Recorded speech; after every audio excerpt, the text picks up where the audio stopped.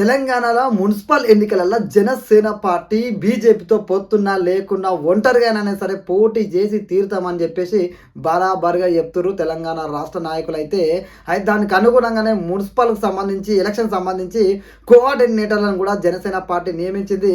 ఆ కోఆర్డినేటర్లు ఎవరు, ఏ జిల్లాకు ఎవరున్నారు, ఉమ్మడి 10 జిల్లాల్లో కోఆర్డినేటర్ల నియామకం జరిగింది. అదేవిధంగా గతంలో బీజేపీకి మేము మస్తుగా సపోర్ట్ చేసినాం, ఈసారి మేము ఖచ్చితంగా పోటీలో ఉంటాం, బీజేపీ మాతో కలిసి వచ్చినా రాకున్నా కూడా మేమైతే బరాబరిగా ఒంటరిగా పోటీలో ఉంటాము, పొత్తు నిర్ణయం అనేది మా పవన్ కళ్యాణ్ గారు చూసుకుంటారు అని చెప్పి తెలంగాణ రాష్ట్ర నాయకులు అయితే చెప్పారు. ఈసారి బరాబరిగా జనసేన పార్టీ బరిలో ఉండబోతుందని చెప్పారు. సర్పంచ్ ఎన్నికల్లో పోటీ చేసినాము, చాలా మంది వార్డు మెంబర్లను, ఉప సర్పంచ్లను, ఒక సర్పంచ్ కూడా గెలుచుకున్నాము. అదేవిధంగా మున్సిపల్ ఎన్నికల్లో కూడా మేము సత్తా చాటుతాము, ప్లాన్ లేకున్నా కూడా సర్పంచ్ ఎన్నికల్లో పోటీ చేసి అనూహ్యంగా మేము విజయాన్ని అందుకున్నాం. ఈసారి కూడా బరాబరిగా గెలిచి ఆ విజయాన్ని పవన్ కళ్యాణ్ గారికి అందిస్తామంటున్నారు. అయితే ఈ యొక్క మున్సిపల్ ఎన్నికలలో పార్టీ గుర్తు మీద జరుగుతాయి. ఈ పార్టీ గుర్తు మీద జనసేన పార్టీ గెలవగలుగుతుందా, అంత ప్రభావాన్ని చూపగలుగుతుందా? కొండగట్టు సాక్షిగా పవన్ కళ్యాణ్ గారు గెలిచిన అభ్యర్థులందరినీ కొండగట్టు ఆంజనేయ స్వామి అభివృద్ధి కోసం 35 కోట్ల రూపాయలను టీటీడీ ద్వారా ఆయన కేటాయింపజేసి సహకారం అందించడం, అదేవిధంగా కొండగట్టు ఆంజనేయ స్వామి సన్నిధిలో గిరిపాక్షణ ఏర్పాటులో కూడా ఆయన భాగస్వామ్యమైండు. సో తెలంగాణ ప్రజల్లో మాత్రం పాజిటివిటీ ఏర్పడ్డది. ఆ పాజిటివ్ అనేది ఈ యొక్క ఓట్ల రూపంలో కన్వర్ట్ అవుతుందా? పవన్ కళ్యాణ్ గారికి తెలంగాణ ప్రజలు బ్రహ్మరథం పడతారా, అసలు ఓట్ల రూపంలో పడతాయా లేవా అనేది జనసేన పరిస్థితి ఏ విధంగా ఉండబోతుందో మనం మాట్లాడుకుందాము. చలో టాపిక్లోకి వెళ్దాం. టాపిక్లోకి వెళ్ళబోయే ముందు దయచేసి ఒక లైక్ ఇవ్వడం మర్చిపోకండి. వీడియో పూర్తి నచ్చితే మీ విలువైన కామెంట్ అయితే తెలియజేయండి. చలో టాపిక్లోకి వెళ్దాము. ఈరోజు టాపిక్ వచ్చేసి మున్సిపల్ ఎన్నికల్లో ఒంటరిగా అయినా సరే బరాబరిగా మేము పోటీ చేసి తీరుతామని చెప్పి జనసేన పార్టీ క్లియర్ కట్గా చెప్పేసింది. బీజేపీతో పొత్తు అనే అంశం పవన్ కళ్యాణ్ గారి పరిధిలో ఉంటుంది. మేమైతే బరాబరిగా పోటీ చేస్తామంటే బీజేపీ వాళ్ళు కూడా చెప్తున్నారు మాకు జనసేనతో పొత్తు అవసరం లేదనే విధంగానే వాళ్ళు చెప్తున్నారు. సో మరి బీజేపీ పొత్తు అవసరం లేకున్నా కూడా జనసేన పార్టీ ముందుకెళ్ళి గెలవగలుగుతుందా? ఎందుకు అంటే తెలంగాణ రాష్ట్రంలో మొన్న జరిగిన సర్పంచ్ ఎన్నికల్లో బీజేపీ కూడా బలమైన సత్తా చాటింది. అదేవిధంగా జనసేన పార్టీ అనుయంగా పోటీ చేసిన చాలా వరకు అది ఎక్కడైతే పోటీ చేసినా అక్కడ వార్డు మెంబర్లను గెలిచారు, ఉప సర్పంచ్లు అయ్యారు, అదేవిధంగా ఒక సర్పంచ్ అభ్యర్థిని కూడా గెలుచుకోవడం జరిగింది. సో ఇంత ఉనికించేటటువంటి జనసేన పార్టీ మున్సిపల్ ఎన్నికలకు వచ్చేసరికి అంత ప్రభావం చూపుతుంది. అంటే మున్సిపల్ ఎన్నికలలో పార్టీ గుర్తు మీద చేయాలి. ఈ పార్టీ గుర్తు మీద చేసినప్పుడు ఎన్ని ఓట్లు పడతాయి? ఎందుకంటే గతంలో ఎమ్మెల్యే పోటీ చేసారు, అదేవిధంగా ఎంపీ స్థానంలో కూడా పోటీ చేసింది జనసేన పార్టీ.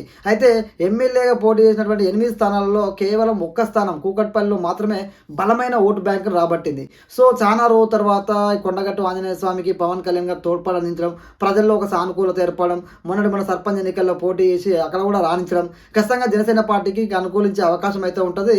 అంత తక్కువ అంచనా అయితే వేయలేము. ఎందుకంటే తెలంగాణ ప్రజలు పవన్ కళ్యాణ్ గారు ఆంధ్రప్రదేశ్ చేస్తున్న అభివృద్ధి కానీ తెలంగాణ పట్ల ఆయన చూపిస్తున్న ప్రేమను కానీ ప్రజల్లో అయితే ఒక మంచి సానుకూలత అయితే ఉంది. అదేవిధంగా మున్సిపల్ కోఆర్డినేటర్లను కూడా నియమించారు. ఆ కోఆర్డినేటర్లు ఎవరెవరు ఉన్నారు, ఆ కోఆర్డినేటర్లు ఏ విధంగా ముందుకెళ్ళబోతున్నారు? మున్సిపల్ కోఆర్డినేషన్ కమిటీ నుంచి ఇందులో కోఆర్డినేటర్లో కొంతమంది నియమించడం జరిగింది. ఆ కోఆర్డినేటర్లు ఎవరు, ఏ జిల్లా నుంచి ఎవరు అవుతాం?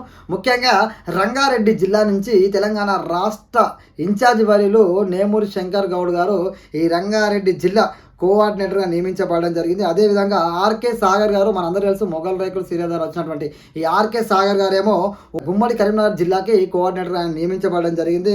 అదేవిధంగా రాధారం రాజలింగం గారు గ్రేటర్ హైదరాబాద్ ప్రెసిడెంట్గా ఉండేది, ఈయన మెదక్ జిల్లాకి, ఉమ్మడి మెదక్ జిల్లా కోఆర్డినేటర్గా నియమించబడ్డారు. అదేవిధంగా దామోదర్ రెడ్డి గారు ఉమ్మడి వరంగల్ జిల్లా కోఆర్డినేటర్గా నియమించబడ్డాడు. అదేవిధంగా మేకల సతీష్ రెడ్డి గారు ఉమ్మడి నల్గొండ జిల్లా కోఆర్డినేటర్గా నియమించబడ్డాడు. అదేవిధంగా ఈ కార్తీక్ వేముల గారు భద్రాద్రి కొత్తగూడెము, అదేవిధంగా పినపాక ఇల్లందు నియోజకవర్గాలకి ఈయన కోఆర్డినేటర్గా నియమించబడ్డాడు. మరొక వైపు దాసరి రవీష్ గారు డోర్నకల్, మహబూబాద్, నర్సంపేట, ములుగు నియోజకవర్గాలకైతే ఈయన కోఆర్డినేటర్గా నియమించబడ్డాడు. అదేవిధంగా ఆదిలాబాద్ జిల్లాకి మంతని సంపత్ కుమార్ గారు అయితే కోఆర్డినేటర్గా నియమించబడ్డాడు. ఖమ్మం జిల్లాకి కోఆర్డినేటర్గా రామకృష్ణ నియమించబడ్డాడు. సో ఇలా 10 ఉమ్మడి జిల్లాలకి కోఆర్డినేటర్గా వీళ్ళైతే నియమించబడ్డారు. వీళ్ళ పర్యవేక్షణలో ఏదైతే ఉంటాయో మున్సిపాలిటీలు ఉంటాయో, ఏదైతే నియోజకవర్గాల పరిధిలో ఉన్న మున్సిపాలిటీ ఉంటాయో వీళ్ళ పరిధిలో అయితే ముందుకెళ్ళబోతున్నారు. దీనికి అనుగుణంగానే పవన్ కళ్యాణ్ గారు వీళ్ళను కోఆర్డినేటర్గా అయితే నియమించడం జరిగింది. మనందరూ తెలుసు మొన్నటి వరకు ఉన్నటువంటి అన్ని కమిటీలను రద్దు చేసి దాని ప్లేస్లో అడాక్ కమిటీలను కూడా నియమించారు పవన్ కళ్యాణ్ గారు. అది స్టూడెంట్ వింగ్కి సంబంధించిన అడాక్ కమిటీ, అదేవిధంగా యువజన విభాగానికి సంబంధించిన అడాక్ కమిటీ, జిహెచ్ఎంసీకి సంబంధించిన అడాక్ కమిటీ, అదేవిధంగా ఉమెన్స్కి సంబంధించిన అడాక్ కమిటీ నియమించుడు. ఈ మున్సిపల్ ఎన్నికలతో పాటు తెలంగాణలో వచ్చే ప్రతి ఎన్నికలు మెయిన్గా జిహెచ్ఎంసీ ఎన్నికలే టార్గెట్గా జనసేన పార్టీ ఒక కార్యాచరణతోటి పార్టీని గ్రౌండ్ లెవెల్ నుంచి పటిష్టం చేస్తూ అన్ని కమిటీలను నియమించుకుంటూ ముందుకైతే వెళ్తున్నది. దాంట్లో భాగంగానే ఈ కోఆర్డినేషన్ కమిటీ ఏదైతే మున్సిపల్ కోఆర్డినేషన్ కమిటీని కూడా నియమించారు మున్సిపల్ ఎన్నికల కోసం. సో అదేవిధంగా బీజేపీ పార్టీకి కూడా గతంలో మేము సపోర్ట్ చేసిన మా జనసేన పార్టీ చెప్తుంటే మాకు పొత్తే అవసరం లేని బీజేపీ చెప్తుంది. మనం ఒకసారి మాట్లాడుకుంటే గతంలో లాస్ట్ జిహెచ్ఎంసీ ఎన్నికలలో జనసేన పార్టీ పోటీ చేయడానికి అభ్యర్థులను కూడా ఖరారు చేసుకుంది. పోటీ చేస్తారు, ఇక రేపైతే నామినేషన్ ఉందనగా నామినేషన్ కూడా వేయకుండానే బీజేపీ పార్టీకి సపోర్ట్ చేసారు ఆ రోజు. ఎందుకంటే ఆ రోజు కిషన్ రెడ్డి గారు, లక్ష్మణ్ గారు ఇద్దరు స్వయంగా పవన్ కళ్యాణ్ గారి ఇంటికి వెళ్ళి మరి జనసేన మాకు సపోర్ట్ చేయాలి, ఈ ఎన్నికలల్లో మీరు పోటీ నుంచి తప్పుకోండి అని పవన్ కళ్యాణ్ గారిని అడగడంతో పవన్ కళ్యాణ్ గారు అన్ని రకాలుగా ఆలోచించి ఏదైతే జన సైనికులు పోటీ చేయడానికి చాలా ముందుకు వచ్చినప్పటికీ వాళ్ళందరితో మాట్లాడి ఆ రోజున పోటీ నుంచి అయితే వెనుకడి వేసారు. జన సైనికులు అందరూ కూడా పవన్ కళ్యాణ్ గారి మాటకు కట్టుబడి ఆ రోజు పోటీ చేయలేదు. ఆ రోజు జనసేన పార్టీ కూడా బలంగా బీజేపీతో ప్రచారం పాల్గొంది. ఆ రోజున బీజేపీ పార్టీ మనందరూ తెలుసు 40 పైన బీజేపీ పార్టీ 40 పైన కార్పొరేటర్లని హైదరాబాద్ పరిధిలో గెలుచుకుంది. గతంలో ఏ విధమైన సీట్లు ఉండేవో మనందరికీ తెలుసు. మొన్న జనసేన ఏదైతే పొత్తులో భాగంగా వాళ్ళు పోటీ నుంచి తప్పుకున్నారో ఆ సందర్భంలో బీజేపీ పార్టీ ఏకంగా 40 పైన స్థానాలు సంపాదించారు. అదేవిధంగా మొన్న కూడా జూబ్లీహిల్స్ ఉప ఎన్నికల్లో కూడా జనసేన పార్టీ బీజేపీ పార్టీకి సపోర్ట్ చేసింది. అనేక పర్యాయాలు జనసేన పార్టీ పోటీలోకి వస్తున్న సందర్భంగా బీజేపీ ఒత్తిడి తెలియదు, లేదంటే బీజేపీ పార్టీ పెద్దల నుంచి లేదంటే పవన్ కళ్యాణ్ గారి నుంచి వచ్చే ఏదైతే సమాచారం ఉంటుందో దాన్ని బట్టి జనసేన నాయకులు అయితే వెనుకలు చేస్తారు. కానీ ఈసారి పొత్తున్నా లేకున్నా బరాబరిగా పోటీలో ఉంటాం. పొత్తుంటే ఆ పొత్తు మర్యాదను గౌరవిస్తూ గతంలో ఏ విధంగా ముందుకెళ్ళినాం ఆ విధంగా ఖచ్చితంగా కొన్ని స్థానాలైనా మేము పోటీ చేస్తాం, మాకు బలమున్న చోట పోటీ చేసి చూపిస్తామని జనసేన పార్టీ గంటా బదాయించి చెప్తూ దానికి అనుగుణంగానే కమిటీస్ ఇస్తున్నారు, కోఆర్డినేటర్ నియమిస్తున్నారు, అనేక రకాలుగా ఆల్రెడీ జన సైనికులకు ఇన్ఫర్మేషన్ ఇచ్చారు, పోటీ చేసే వాళ్ళ లిస్టు కూడా ప్రిపేర్ చేస్తున్నారు.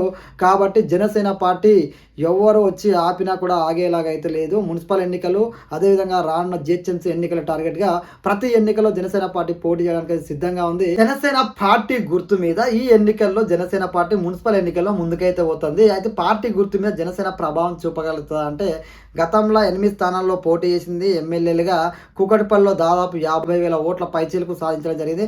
అదేవిధంగా బలం ఉన్న చోట పోటీ చేస్తామని వాళ్ళు చెప్పారు.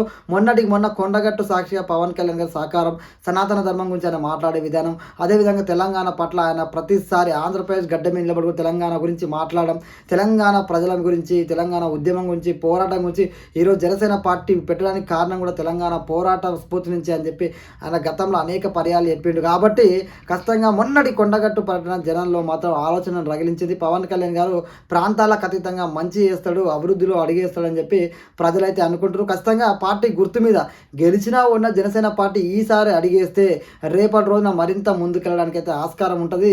జిహెచ్ఎంసీ ఎన్నికల్లో మాత్రం బలంగా ముందుకెళ్ళడానికి ఈ ఎన్నికలు దోహదపడతాయి. ఎందుకంటే మొన్న జరిగినటువంటి సర్పంచ్ ఎన్నికల్లో సత్తజాటిరు, మున్సిపల్ ఎన్నికల్లో గెలిచినా ఓడినా ప్రభావాన్ని అయితే చూపగలిగితే ఖచ్చితంగా ఇది జిహెచ్ఎంసీ ఎన్నికల మీద ప్రభావం పడుతుంది.